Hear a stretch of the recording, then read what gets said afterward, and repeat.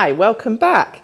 So we're bringing you Flashback Part 2. This is our last episode of the year. So I hope you've enjoyed what we've been doing over the past few weeks and learnt a bit, got on with what we're doing. So unfortunately tonight we were meant to have Professor Cecile Wright, but her internet is not working tonight, so she's not going to be joining the conversation. But we've got the lovely Saminwa oh gosh, I knew I'd do it. Saminwa Seshar, OBE.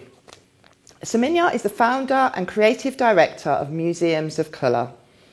She's a cultural management consultant, an unconscious bias trainer and coach. In 2008, she was a CLAW Fellow and was awarded an OBE for her services to the arts. Saminwa is a People's Palace Project Associate and member of the advisory board of the Arts and Cultural Exchange and is on the facility for Oxford Cultural Leaders. So thank you, Saminwa. Thank you for coming. Thank you for joining us. Pleasure. What have you been up to? What have I been up to? Well, having a baby organisation at the beginning of the pandemic has been very interesting and quite challenging. But so over the last sort of couple of years, I've been trying to ensure that the Museum of Colour finds its feet, shall we say. So that's been what's been preoccupying me. But prior to that, I've worked in the arts my entire career, really. So started out acting, moved into working in theatres, and then wanted to work cross art form. So moved into arts management. I was at the Arts Council for 5 years, running the Decibel programme as the director of Decibel. I set up local authority culture services, service, not plural. And and I've been a consultant. I love organisational development and structure. But I also, as you've said, I do have an unconscious bias workshop that I have been doing for over 10 years. So can you tell us a little bit about the Museum of Colour? Sure. Oh, my baby. So Museum of Colour is something that I honestly don't know where it came from. I'm not a museum professional. There were 2 house museums at RBKC when I was setting up that culture service. And I did work quite closely with certain colleagues when I was at the Arts Council, but in the heritage sector, but it's not been my sector. However, when I found myself in 2013 thinking I want to do something about the palpable anger that I was feeling from people who were really successful. And I was like, if people like Lenny Henry and others who I was seeing and talking to were still so angry, and those are the ones who are successful, how are people who are not at that level of achievement feeling in their careers? And how will we remember them? Who will know about them? And I wanted to do something to address that. And so the term, as you will know, curate, comes from to care. And I said to myself, you know what, we need our own museum. And I don't mean a museum as in a big, splendid space with lots of extraordinary artifacts, although that is important, they are beautiful. What I mean is a space where the people who have, or people of colour who've contributed to arts in Britain, where they feel seen and heard and acknowledged and celebrated, and so that they don't disappear from history. It's really easy for us to drop through the cracks of history. And I thought it was too big an endeavour to take on. But in 2014, when Steve McQueen won the Oscar for Best Film, I couldn't wait to see him with a picture of his, of his gong on the BBC website, and it wasn't there. There was the Ellen DeGeneres selfie, which was staged by Samsung. But that was the only picture that was on the BBC screen. And I was like, I'm sorry, if that was Ralph Fiennes, it will be there. Mm-hmm. And I phoned the BBC, and took them a few hours, but it did go up.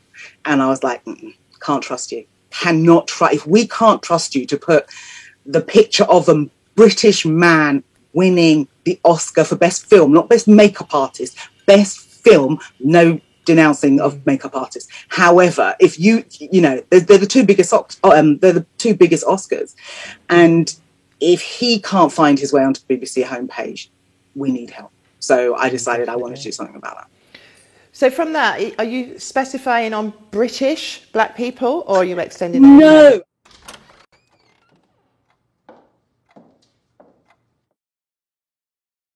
Hung up on language, because that can get old real fast, and it changes every 5 years. So, but it's not just people of the African diaspora. It's definitely people of the Asian diasporas as well, and that's East Asian as well as South and Southeast Asian. And that's really important to me, because even though I'm incredibly aware of anti-blackness that surrounds us, I also think that I grew up in a time, I'm a child of the 60s, and I grew up in a time where the joining of our voices was a good thing and a powerful thing. It's a place where you could learn, grow, share, and educate each other. And so I find that more interesting.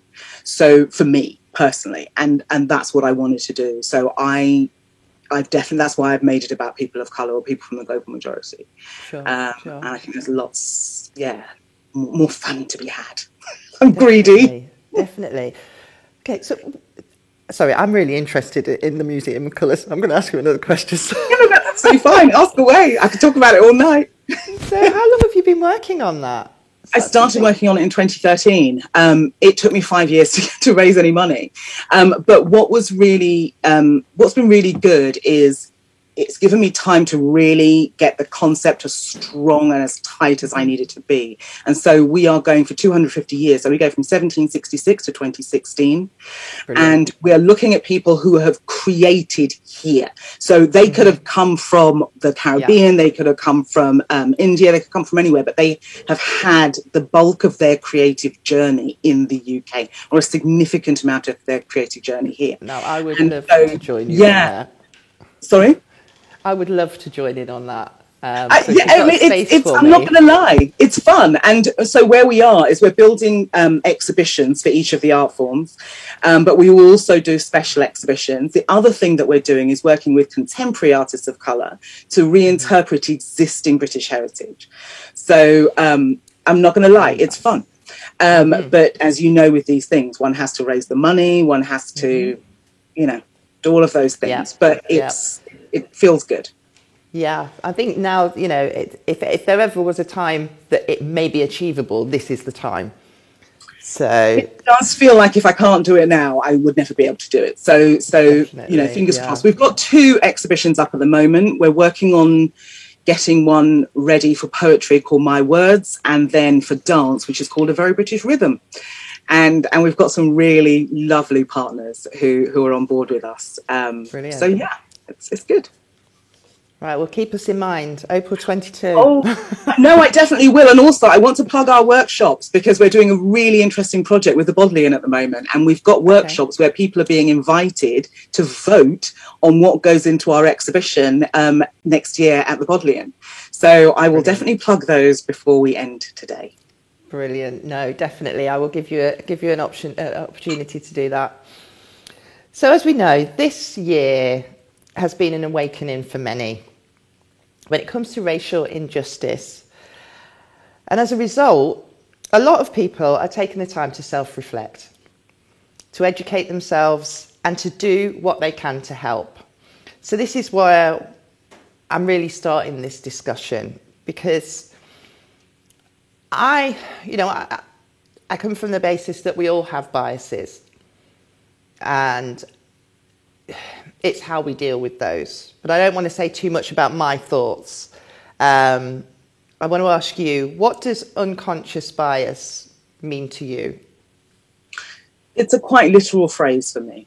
So we know whether we prefer pink or green or red or blue. And we know there are certain drinks we like, certain fruits we like, certain foods we won't touch.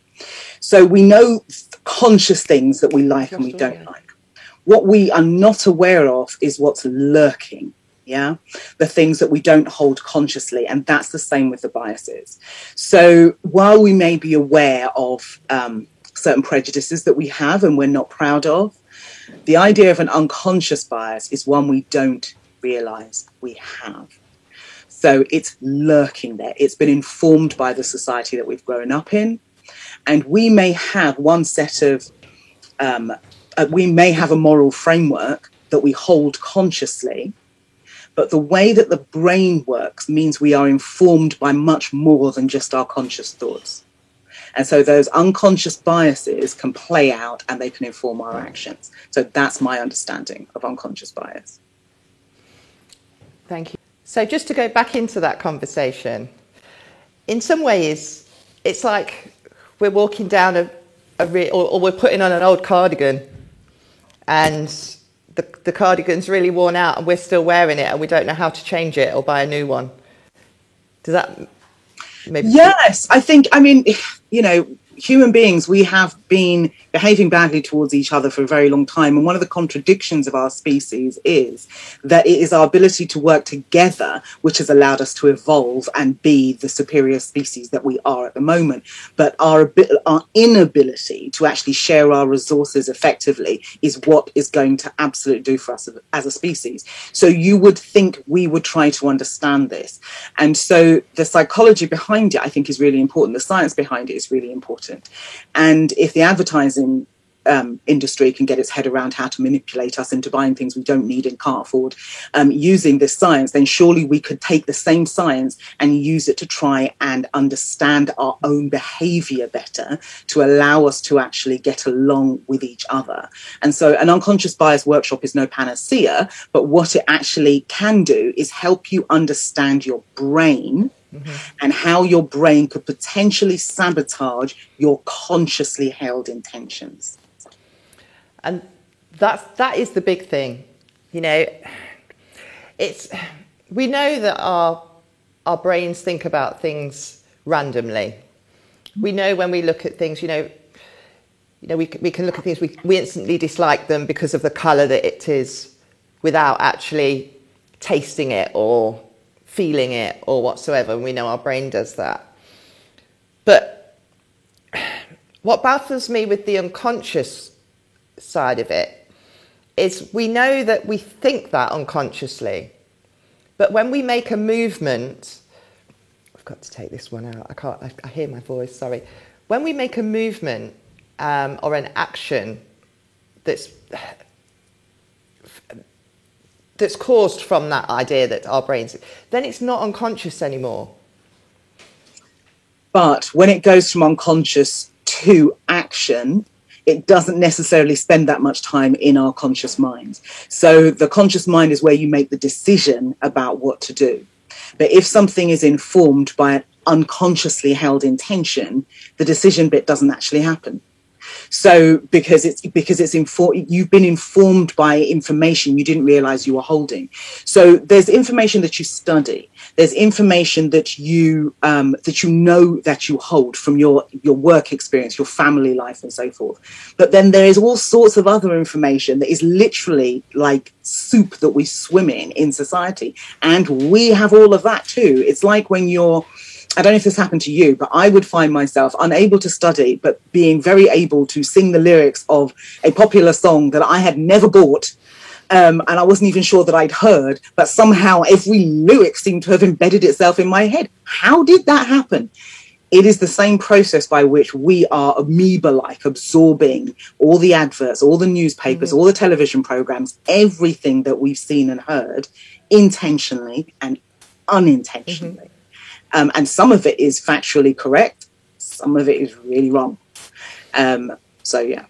No, I totally agree with that. But one thing I kind of mention when I'm talking about certain things, I had a photo shoot with a lovely lady that was trans. And I'm not used to being around trans people. And I had to really think about the way I spoke to her, the pronouns I used, and how I interacted with her. I can't say really think about it, but I was conscious. I was conscious that I didn't want her to make her feel uncomfortable and make sure she was comfortable in my space.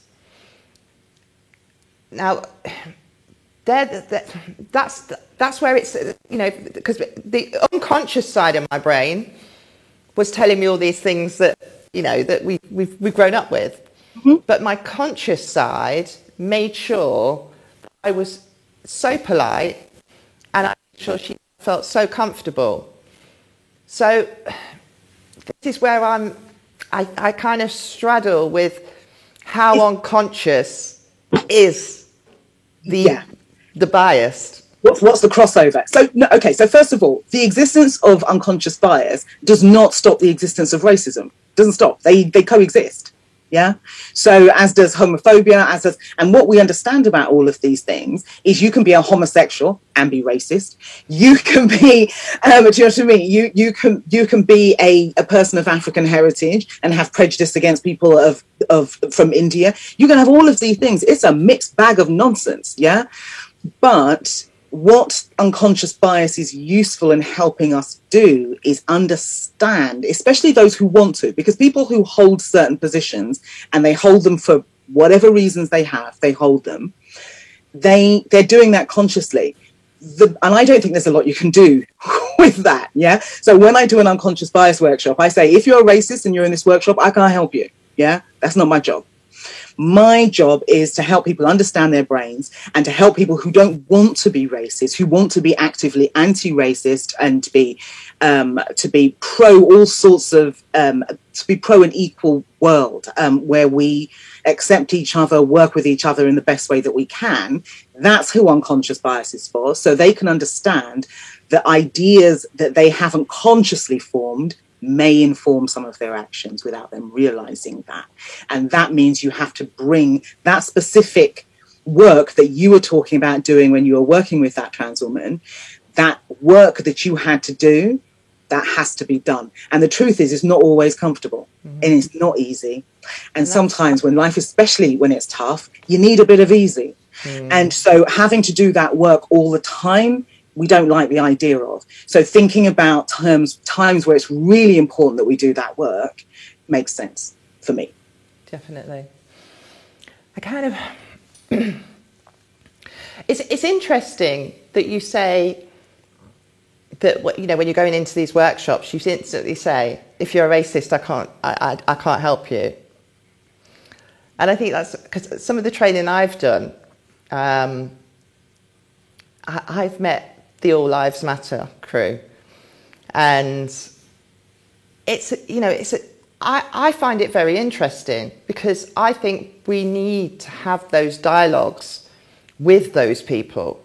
So if you are racist and you come into my sessions, I actually I enjoy that, because the ones that already have the mindset to know that they want to learn more, you know, they're the easy ones. But when you've got them, the hardcore racists, you know, I quite enjoy just pushing that boundary a little bit and showing them where and how what's in their head is just obscured, and how and the irrational spaces that they come from. That's really interesting. I'm going to push back a bit on that, because I actually feel that the self-declared All Lives Matter racists are easier to deal with. I actually feel the problem is the ones who are sure of their liberal credentials, and they are very sure of the space that they occupy in society, and do not realize the damage that they do without noticing that they're doing it. This is the issue for me. With that. Yeah, the ones who know where they stand, they, you know, it's like, it is what it is. You know what I mean? It's like, it's not that I won't have a conversation with a racist. Oh, they're invaluable and often enjoyable. But it's actually those who are very sure of their liberal credentials who are more problematic, especially because they pretty much run the country. So it is, the workshop that I do came out of when I was at Decibel, and I was sitting there, and it was at a particular time when there was still art, there was still money in the arts, right? There was money. And the Arts Council was very publicly declaring the millions that it was putting into this program and how it was going to look at specifically racial inequality across all its art forms. And so there was a huge amount of expectation, and there was a lot of goodwill. There was definitely a lot of grumbling, but there was also a lot of goodwill. And I was like, how can all these people who say they want to change believe themselves to not be racist in any way? How can they keep creating a system that keeps all of these people on the outside How are they doing that? I cannot go into this job assuming they're all racist. I have to figure something out. And that's when I started to think about things. And I came up with this idea called subliminal stereotype buying. So basically, you're buying into stereotypes without realizing that you have. And then when I started to do the research, that's when I found Kahneman and all the other writers. I go back to Kahneman because he's wonderful, and started to understand about unconscious bias and go, okay, there's something else going on here. And I wanted to share it because when people are very sure of where they sit politically, morally, and they still keep creating and putting up these barriers and keeping people out, for me, that's where the difficult conversation has to happen, because those people are very confident of who they are and what they stand for. And I'm like, yeah, but look at what you're creating. And I love the stance that you're coming from, because listening to you, I think I kind of come from the opposite, where I just think that everybody's racist until you prove me wrong, which I know it's not a great place to be, but I just, I don't think that's the opposite. I don't think that's the opposite at all. And I think because we grew up in a society that is, even though our government doesn't want us to believe it is, structurally racist. It is it is built in, it is baked into capitalism. Yeah. So we know that capitalism is based on, successful capitalism is based on having a very large, very cheap, preferably free workforce. That comes directly from slavery, right? So, I could make money. I could run a very successful business if I did not have to pay my staff, right?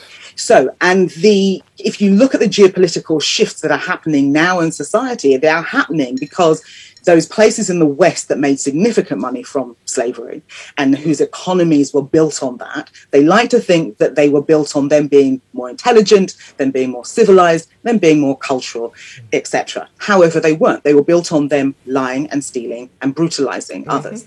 And so getting that free labor and then very cheap labor, there is not that cheap labor source in those societies anymore. Okay, so we're having to be paid. We want living wage. We want perks. We want sick leave. We want maternity leave. And in those societies where they now have larger sources of cheaper labor, they are on the rise. That's basic economics. But in order to keep slavery going, there were certain structures that had to be put in place that are still in place about the worth of different people. And that color stratification that was put in all those years ago is still operating. 100%. So racism is absolutely baked into our society. So, but the people who I'm talking about are the people who think they're trying to unpick it, but they're not. Those are the ones that I think are worse. We might be kind of coming off subject a little bit, but you mentioned a point that I found it very frustrating last year, the opinions of people that look like me. And when we're talking about this colour bar, it's explaining it.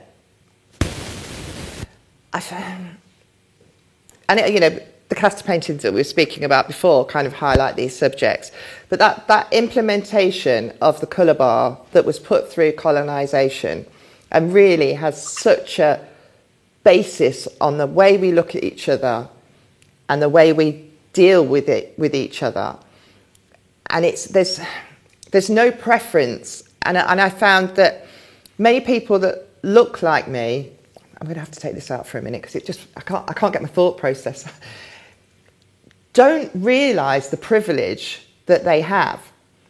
Yes, we are black. Yes, we still have racism that comes against us, but we don't feel it in the same way that people of darker skin do. And I think that really has to come out in some ways, that it's the people that of my colouring that really need to stand up for the rest as well as themselves, because I kind of did a talk not so long ago, and I know that when they were first bigger organisations and they needed to tick a box and they get a black person in, if I walked through the door being light-skinned and talking without any sort of accent or whatsoever, I'm midway. They kind of look at me like, oh, well, she might know, she knows where I'm coming from. I quite like that, because I know once I get my foot in through the door, I'm bringing everybody else with me. So, you know, you might have wanted to go for the darker one because you might have been a bit easier in getting me through the door. But I think it's something that people of lighter skin really need to get their heads around. And it's not about, you know, being better than anybody else or not being as good as anybody else. It's just having a knowledge of the privilege that you receive in this country and in the West. Well, you're talking about degrees of difference, aren't you? And colorism is part of that degrees of difference. So there's definitely some interesting work, and I wish I could remember the wonderful woman who opened my eyes to this. But there's some very interesting work around degrees of difference. And the idea is that we can only handle maybe one or two areas of difference, definitely no more. Yeah. So if I'm a different color to you, I need to kind of be the same class so that we have a similar language. But if I'm a different color and class and gender and sexuality, then we're in ropier territory, which is why the sector that I come from, the cultural world, has a bigger problem with class than it does almost not with race. But part of it is part of it because there's an invisible white in front of working class. So when work is done on race, what you're saying is that, yes, you will get lots of light-skinned, middle-class people of African diaspora and Asian diaspora into the sector. Absolutely. But what you're not going to get as much of are people from working-class backgrounds. And that is of all colours. But who was it? Which Prime Minister? It was John Major that said there is no more class or something like that. Was it John Major? I'm not sure. Said, now classless society? But essentially, it's laughable because at the time when I was at the Arts Council, the BBC did a series called White. Yeah, the whole series of programs was called White. What they were actually exploring was working class whiteness in a racially stratified world. But it was called White, which is extraordinary because they didn't give themselves a colour. They only gave the working class people the colour. So I don't know what colour they thought they were. I don't know, purple. I don't know. But it was extraordinary to me, this absence of reflection on own's behaviour. So, but what you're saying with regards to those of us who are lighter skinned, who are able to articulate themselves and so on and so forth, is yes, we absolutely have to own the space that we occupy and think about how we use it with a degree of responsibility. That's what I think I'm hearing. Yeah, definitely. Exactly. Right, I'm going to just play a video now, and it's called Our Hidden Biases. So I think about 4 minutes, so we'll be back with you.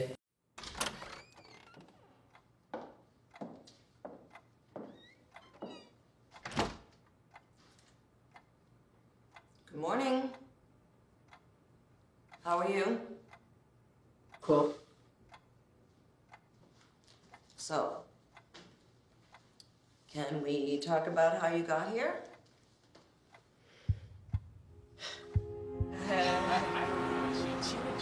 You think I got a funny looking face? I just thought it was funny. Hey kids, I'm telling you, go right here. Man, we ain't doing nothing. Go right here before I'm called cops.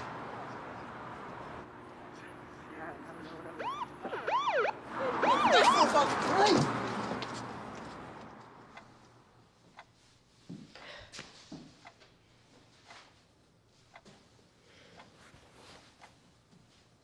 So, you didn't do anything?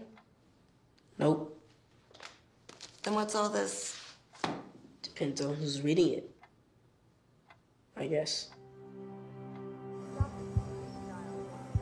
Well, looks broken. Skateboarding, huh? Yes. Is this the first time you've hurt yourself? No, I get hurt all the time. At home? At home? He hurt himself skateboarding at the park. Okay, ma'am. I'm going to have a counselor come in and speak with you. A counselor? For what? He's okay. Well, I done told you them tricks were gonna put you in the hospital. I'm sorry.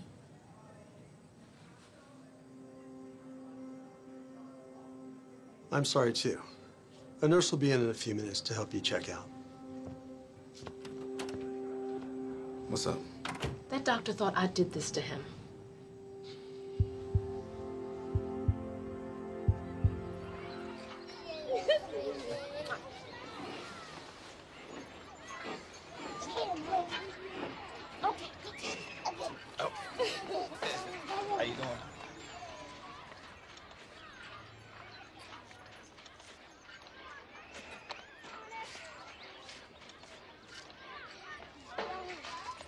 Hi.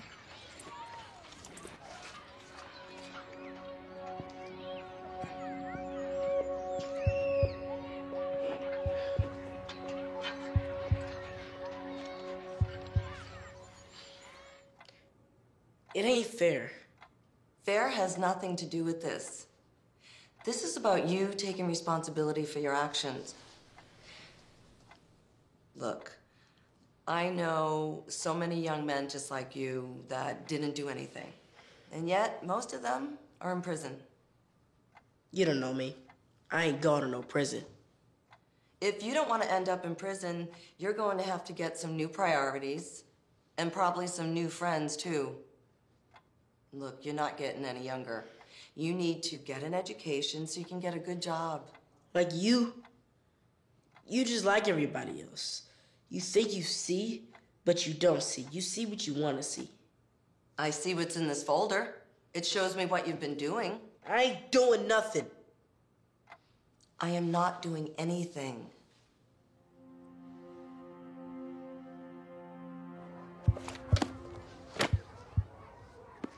Stop. I ain't doing nothing. I'm not doing anything. And yes, you were. Get to the timeout chair. Now, please.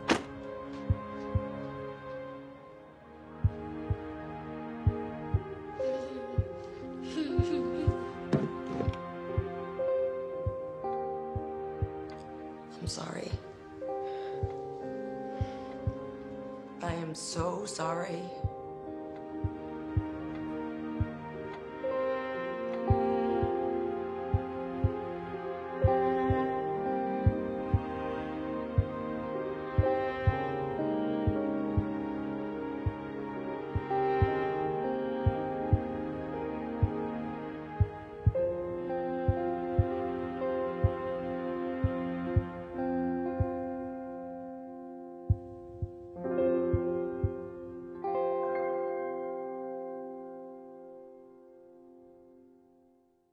Hi, and we're back.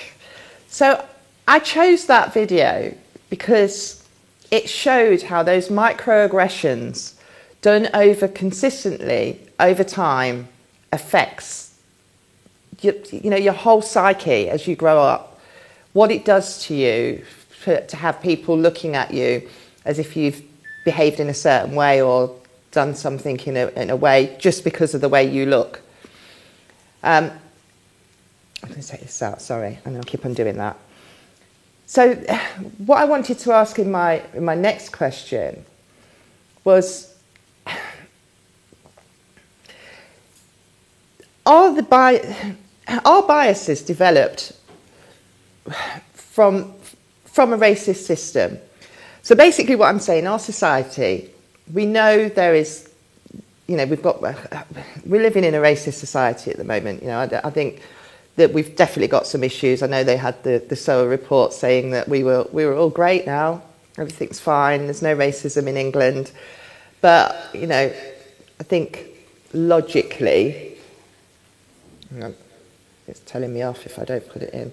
Logically, we know that there are issues, and it's with the system. It's with what's going on behind the scenes and how we can't just kind of change that just for, so I'll try and reframe that question again. So are biases developed from racist systems? That's the main question. But it's kind of the feed in on that is I feel that it's, how do we, because we're going to have to change society to make a difference, to kind of understand the biases and to do anything different, we have to do more than just targeting the individual. The systems has to change. That's my perspective. What do you feel about it? What's your thoughts? I agree and disagree because it's individuals that build the systems. So yes, doing it one person at a time, that's very laborious. It's going to take a long time, but I don't think this will be done in my lifetime. I think it's too hard-baked. But can we make changes? Can we make steps in the right direction, absolutely. But I think one of the issues, before we talked about structural racism, we talked about institutionalized racism. And even though I understood exactly what that meant, and there's been so many reports, I can't remember, was that McPherson's report or was that another report? But anyway, where institutionalized racism became a term. My problem with that was that it was as if the racism was in the walls. And of course it isn't. It's created by the people. Yeah. So you have to raise the understanding of how hardwired racism is into our systems and into our way of thinking in order for the people who build and run and maintain those systems to change them, because that's the only way they're going to change. It's not a business that is going to unravel itself. People have to go, okay, this is broken, this is a bust. We have to literally break it apart and rebuild it. But how realistic is that when we've got a prime minister that says some of the uncomfortable things that he comes out with? It's incredibly challenging, and essentially, if you are in power and the system that we have is working for you, why would you want to change it? You wouldn't.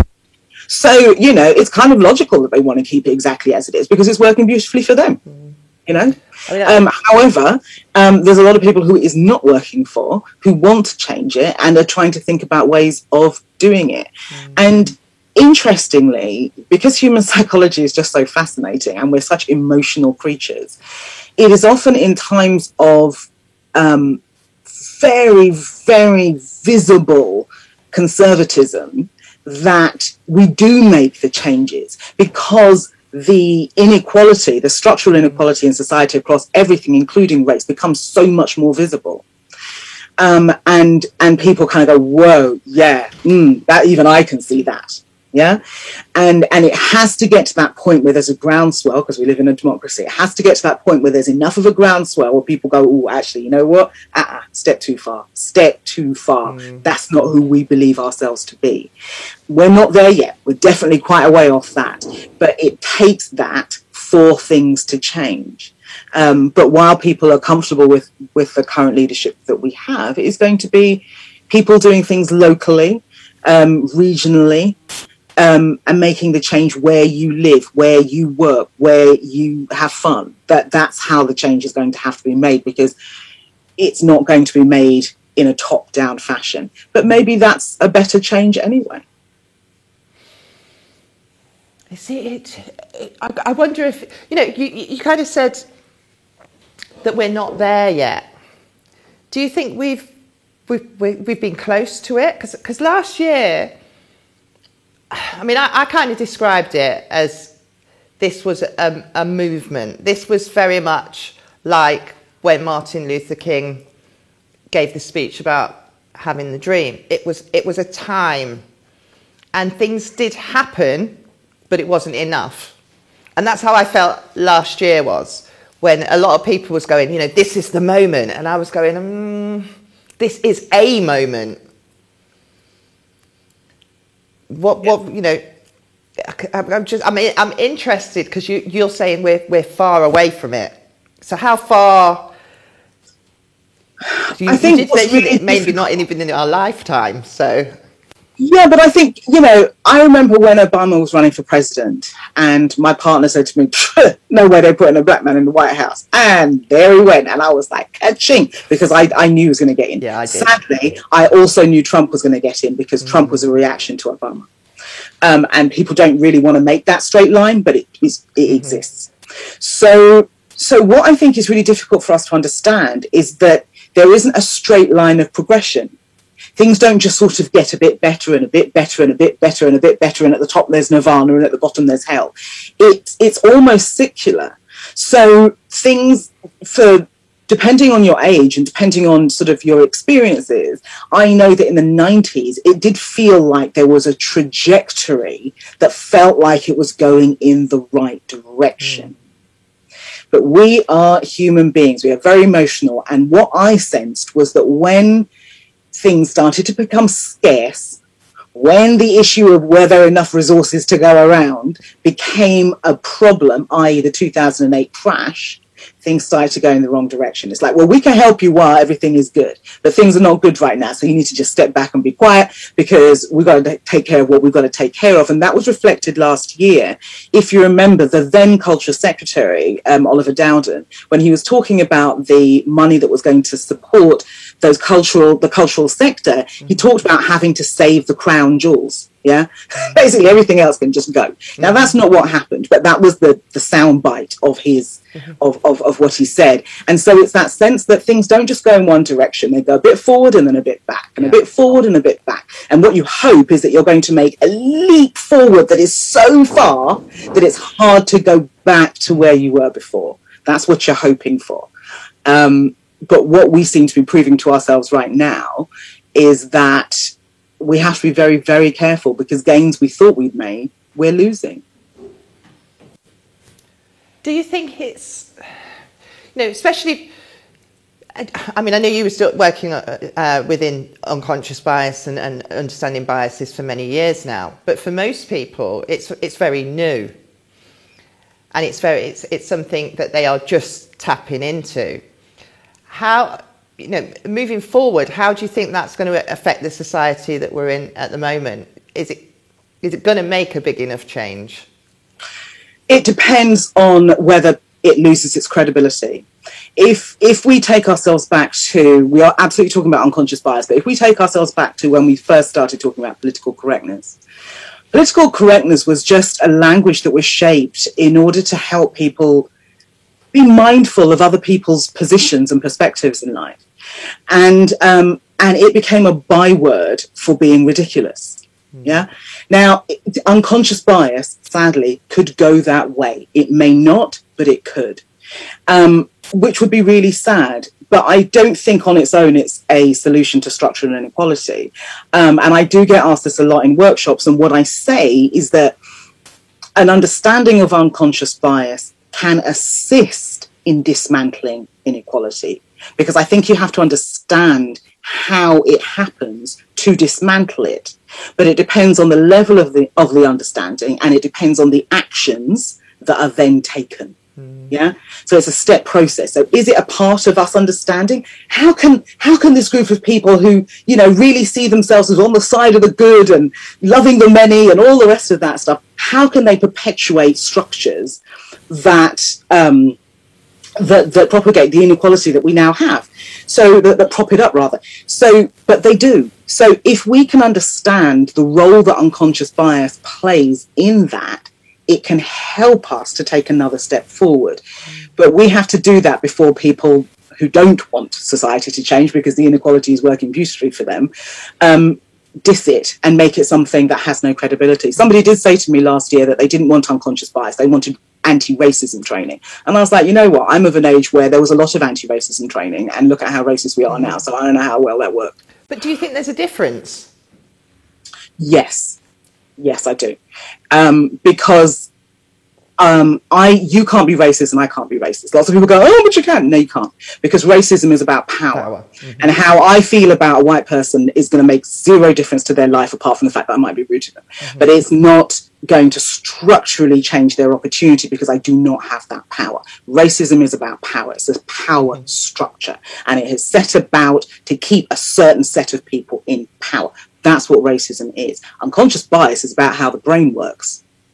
So understanding the power dynamic that is racism, whereas unconscious bias, that's an equal opportunity player, and we're all in it with that one.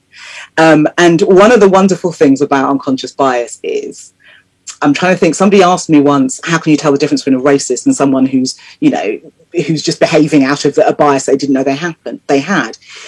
You can often tell by the reaction they have when you call them on it. So if you say to somebody who knows they are a racist, whoa, what are you doing? I was standing here waiting to be served. Can't you see me? There is no shock. Yeah. To somebody who hasn't realized what they're doing, they're like, oh my God. And you see it immediately because they didn't realize what they were doing. So unconscious bias, because it's sitting in the unconscious, it's informing a behavior that the person didn't realize. But a racist is doing something on purpose. They've done it for a reason. So when you are surprised by your behavior, what is often happening is an unconscious bias that you didn't know you held is revealing itself to you. And that can happen to any of us. I agree, but don't agree on some of that, because I think, you know, when you tell people, or if you even slightly say, do you know, that could have been racist and I didn't appreciate that, there's, you know, these heckles go up. You know, it's as if I have called them some, not me personally, but, you know, it's as if we've killed one of their kids. But it's okay to have that directed back. So, and I do feel that the unconscious bias is been played out because of the racism. Yeah, I don't think we're disagreeing at all. I don't think we're disagreeing at all, because we live in a racist society. And like I said, the two exist. They coexist. Yeah. So there is unconscious bias and there is racism. They absolutely both exist. And can people who don't believe they have a racist bone in their body behave in a racist way? Absolutely. Without doubt. But what is useful is for people to understand how their brain works if they are actually interested in pulling apart some of this power structure that we have at the moment that is making the inequality persist. So, and that's where unconscious bias comes in. So it's, you know, unconscious bias. You talked earlier about colorism. And there was a wonderful woman, I can't remember her name, I think she was from America, and she was on Woman's Hour with Jenny Murray. And Jenny Murray clearly had this guest on against her will, because she showed no interest and no understanding in colorism. But colorism really plays out its biases in that you will see first through the doors, like you were saying, light-skinned people, well-spoken people. The closer you are to whiteness, the more acceptable you often, not always, but often are. And so colorism absolutely plays out some of this. But they coexist. It's not either or. Okay. Right, I'm going to go in with the next video.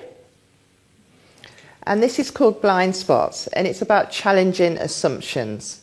So when we look at each other, those assumptions we have. So. Are you seriously considering her as a candidate? Just don't trust her. She's a woman. She's a woman. This is a man's job. She's clearly not educated. Really? Does she even speak English? That's not me. I'm not like that. You call it an honest mistake. Science calls it a blind spot. Our unconscious mind is a mysterious and powerful thing. It makes 90% of our decisions without us even knowing it. Our brains are overloaded with 11 million pieces of information every second. Yet we can only process about 40 of them. So we're wired to make cognitive shortcuts, using past experiences to make assumptions. And you know what happens when we assume. Our unconscious mind can put us on autopilot, determining where we sit, who we eat lunch with, who we turn to for advice, and who we choose to offer a helping hand. Living our lives with blind spots can put us in a tunnel. Same point of view, same decisions, same outcomes. We can find ourselves trapped in the land of snap judgments and misconceptions. We've all been on both the giving and receiving end of blind spots. Think about it. Who's talented? Who's able? Who can I trust? Who belongs? We've all been there. Blind spots are part of the human condition. Our choices have consequences for us and the people we interact with. By accepting that blind spots exist, we can stop. Imagine what possibilities exist if we could do it all over again. Different perspectives, inclusive relationships, diverse networks, better outcomes, seeing people for who they really are. People like you with unlimited potential. We all have blind spots. Once you accept that you have them, you can choose to do something about it. It's time to check your blind spots and focus on what's possible.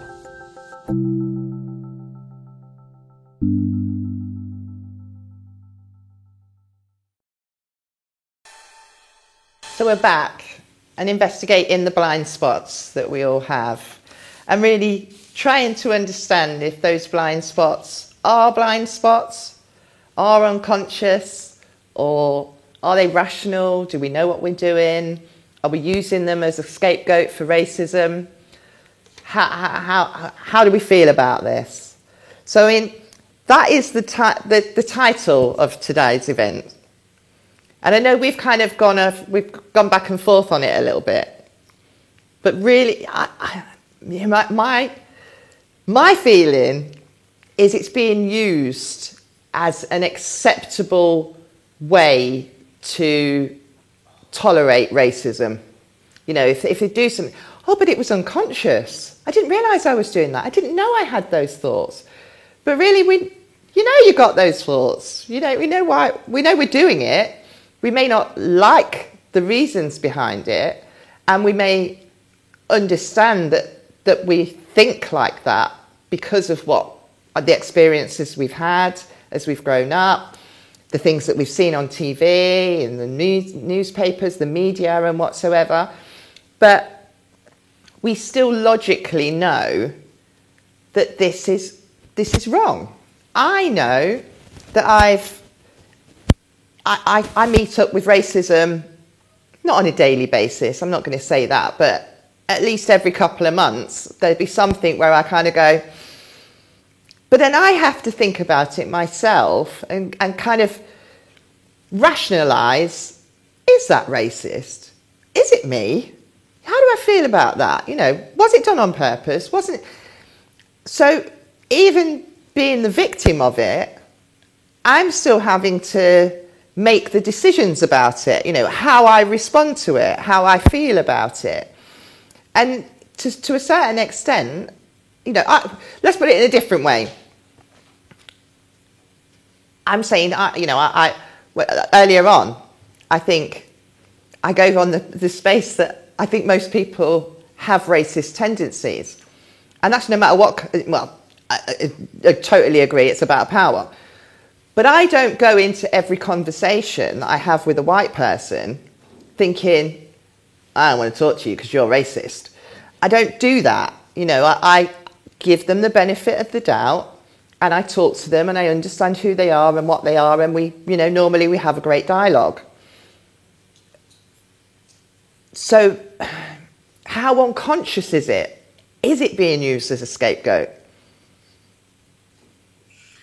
Does unconscious bias, it's interesting. I meant to actually ask you about this before, but because I don't know if scapegoat is the right word, I wonder if unconscious bias is blamed when somebody has been racist. I'm sure it is.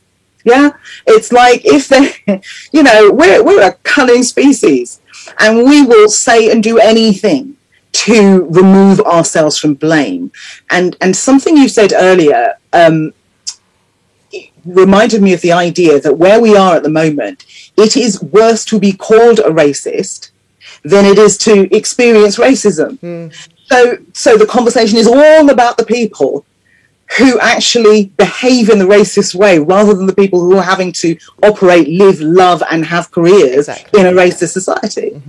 So one of the fascinating things that came out of the George Floyd situation last year and his murder was a questionnaire that basically said that Black Lives Matter and that movement was bad for race relations. Well, it's supposed to be bad for race relations because it's trying to dismantle racism. So, but the idea that somebody had actually put together this questionnaire to pull out this data was indicative of how important this is in our society, how deeply entrenched it is. So that basically the problem of that race relations is an issue. Of course, race relations is an issue because it's a racist society. So there is a problem in terms of the relationships between the races. That's what race relations is. If you want to improve it, you need to dismantle racism, not pretend it's not there, which is what I suspect lots of people would like us to pretend is the case. But it is there, and we know that it's there. So, and as long as it exists, we're going to have to tackle it. But, it's kind of it. Somebody said we're at, I can't remember who it was, but basically we're at war. I know myself to be at war. So, and there have to be different tactics in war. Different generals will have different ways, and different people will approach it in different ways. But I'm under no doubt about that.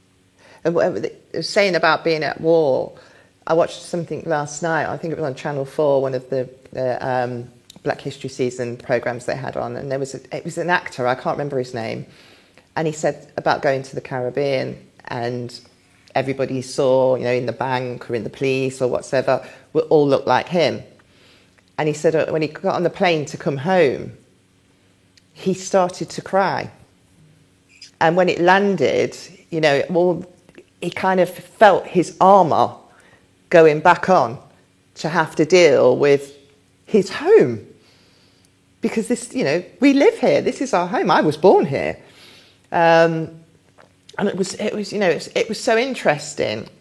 But I think every one of us that has been back to the Caribbean or Africa or wherever you're originally from has that feeling. I remember going.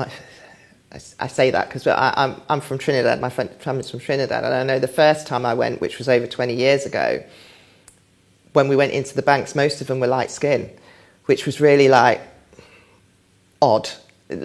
Now it's very different. Times have changed, thank God, out there, and it's very inclusive all over. But that colour bar still lasts over there. I've gone off subject though. So back to the subject matter. How do we acknowledge the links between unconscious and conscious? I think I've asked the question already. I think I asked it before. How do we acknowledge the links? Yeah, the bias that leads to racism. Because we've talked about society, we've talked about the systemic racism, and we've talked about knowing that it's a society problem. I'm a true believer that this is a society problem. But I'm trying to think how to swizzle it so we get a proper question out of it.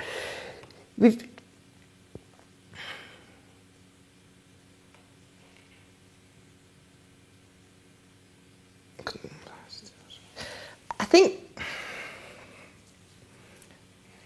what I'm trying to say, or what I want to ask, is where do we go from here?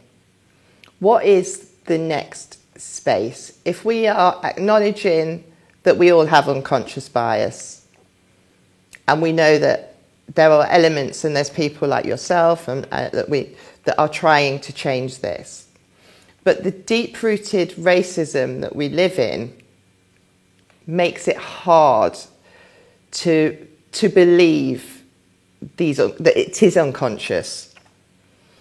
And how do we change that? How do we kind of say, all right, okay, I'm going to give you the benefit of the doubt. This is unconscious. Let's move forward. Let's understand where we're going. So that's a great question, because it's about going forward, and it's about how do we create something better? How do we improve the society? How do we change the relationships between the races put them in a positive direction? And also, some of us do not actually have those problems in terms of the relationships with each other, and there are wonderful relationships across the races. But as a society, we do have an issue. So how do we address it? I was thinking about the fact that I don't actually do unconscious bias workshops one-off anymore. I tend to try and work with people over a period of time. But one of the things that when I was thinking about, why are you trying to build this museum, Sam Manuel? What are you trying to do? I think there's two things that help us change things. I think that's understanding about how we got here, and I think it's trust. Because you mentioned something earlier, and one of the things about racism is pernicious, because you never actually know. Unless somebody calls you the N-word or says something really explicit, you're never quite sure if it's racism or not. I got in a cab, and the cab drivers usually chat. I live in Folkestone, taking me to the station, and I said a couple of things and nothing. I said something else, nothing. I said something else. I put the money on the thing, and I got out of the cab, and the cab driver didn't say a thing, and I knew that was about my race, and nothing had been said. I just knew it. Yeah, there was a hostility, there was an air, it was horrible, and I knew it. But if I were to say, oh yeah, my cab driver was racist, they would say, how do you know?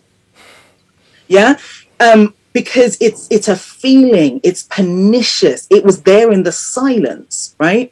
So what I think we're going to have to do is understand how we got there. We're not walking around with some big chip on the shoulder. This is some actual stuff. Yeah. So we have to get real about the stuff. But then we do have to say, we want to get to a place where we can trust each other.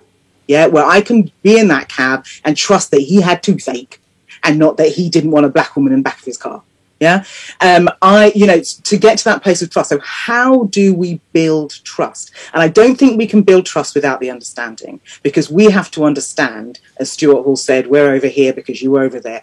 Do you know what I mean? We have to get to the place of understanding. And that's what lots of us who are working in the cultural and the heritage sectors are trying to do, is get to that place of understanding. So, okay, this is why we are where we are. This is where we are now. How do we move to this better place? What can I do that will help you to trust me?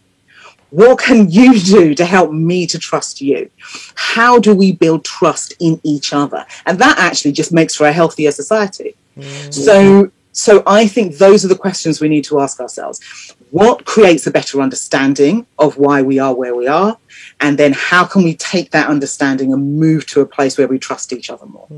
I'm not saying I have the answer, but I am interested, if anybody is listening or watching and wants to come talk to me about it, please do, in how we actually work on trust. How do you get to a place of trust? I think that's important. Yeah. I mean, I was discussing this only yesterday, that you can't build trust until there's accountability. And at the moment, I mean, I was at an event only, was it last night? Oh, I'm losing days. It could have been last night, could have been the day before. It's my age. And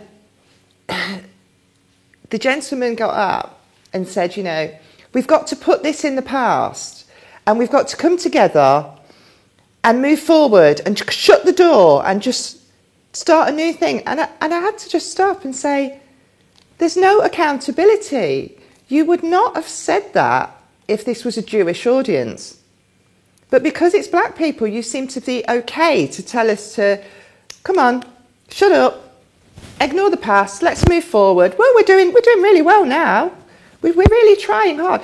That's not the case for me. I think until there is some accountability of what has been done in the past and what is still being done, we can't build trust, because we're still being lied to and we're still being kind of not acknowledged. There's no acknowledgement that what we're saying is correct and things that need to change. It's a big question. It's a big question. I think, and it's a big ask. Trust is the one.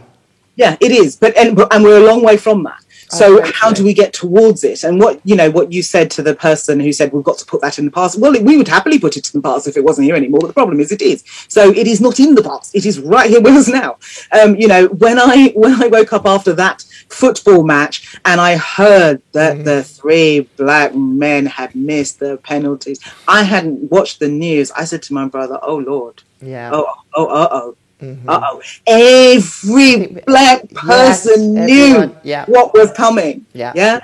And so we're clearly nowhere near the place where we can build trust yet, because we all knew. And it was so, but we have to get to the understanding. So I think for me, there are 3 steps. One, there has to be an understanding. So this pretending, this whitewashing, this nonsense history that we have been taught, no, we need to get real about the history. So people in heritage, people in the museums world, archives, step up, because we have to do this. Now, watching what happened with Corinne and the National Trust and so forth shows what there is a resistance to that. However, colleagues in the heritage sector, we're here. Let's do this, because we have to understand what has brought us to where we are. Then, as you rightly said, there needs to be accountability. There absolutely has to be accountability. Kwame Kwei-Armah wrote a play called Statement of Regret. It was part of his triptych. And in that, he talks about, that play is about accountability. Yeah, so statement of regret, there has to be accountability. Then you build trust. It is a 3-part exercise. And we're still at the stage where we're trying to do the understanding. At this point, can I plug my workshop? Yes, of course you can. Go with it. So we're working with the Bodleian on a project called These Things Matter. And they were interested in looking at how they could build an exhibition in a collaborative way. And we're looking at finding a way of working with museums, libraries and archives where we bring contemporary artists in as they're part of that. So when I asked, how do you put on an exhibition? They were like, well, an academic or a curator will put in a proposal, it goes to the exhibition committee and they decide. Well, you can imagine how diverse that process is and you will know. Yeah. So I said, could we try and do it differently? So we are building a small exhibition that we're hoping to tour called These Things Matter, and we're doing it collaboratively. So we have worked with independent researchers and thinkers to create some themes that have then been given to curators at the Bodleian, who have then gone back to their collections and looked at them with different lenses. Out of that looking, they've created a long list of artifacts and documents and so forth. And what we're doing is we're inviting people to come to workshops and vote on which items from that long list should be in the short list that's going to make up the exhibition.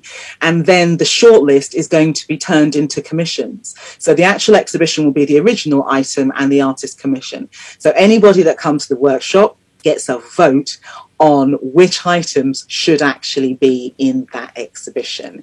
And then we will be commissioning artists to decide how they want to interpret that particular document or artifact, and the combination will be the exhibition. So it's an experiment in process, but it is also an experiment in shifting a little bit of power. And with your museum's background, you all know small steps, but it's interesting already. Definitely. And I think we've got to start thinking outside of the box when it comes to how we deliver these exhibitions. And I think that's a fabulous way to look at it. And I'd love you to invite me to the workshop. I'll definitely come down and be part of that. I absolutely will. Anybody follows us on Twitter or Insta, you will see the invite and the Eventbrite link there to come join us. There's 3 more. And we are looking at how slavery and empire was continued, not how they started and how they finished, but how they were continued. What emotional manipulation was put in play. I like that. Keep things going. These things lasted for a long time. That wasn't by accident. We human beings are receptacles of stories, which means that we are vulnerable to manipulation all through our lives. So what emotional manipulation was used to maintain these power structures? We need to have a proper conversation after this, because I've got so many questions. There's so many things I want to ask you. Like, can we do this? Do this? So that's the process. It's fun. Come to the workshop. No, I will do. But it's been fabulous talking to you today. I've really appreciated it. Your knowledge is amazing. And I just thank you for being part of our final flashback. Well, we're calling it part 2. We did part 1 last year. And we went right the way through the ages of British Black history. Wow. So we did centuries every week. And it was just really interesting. We had a lot of fun with it. This week we've kind of this year we've made it a bit more focused, because we've had a lot of different events out in the public as well. So, but thank you so much for being part of it. And now I've got your email and your phone number. You can't get rid of me. It's my pleasure. What you're doing is absolutely fantastic. Long may it continue. Yeah, no, thank you very much. Okay. So I wanted to just finish on the note that we all have unconscious biases, and we have to acknowledge those biases. And by embracing them, we can learn to do things better in the future. But by not addressing them, we lead into a very dangerous society. So from me at Opal 2022, remember the name of my own organisation, Arts and Edutainment, thank you for staying with us. Thank you for watching, and we'll be back soon. And thank you to the funders from the Arts Council, and we'll look forward to seeing you on the other side.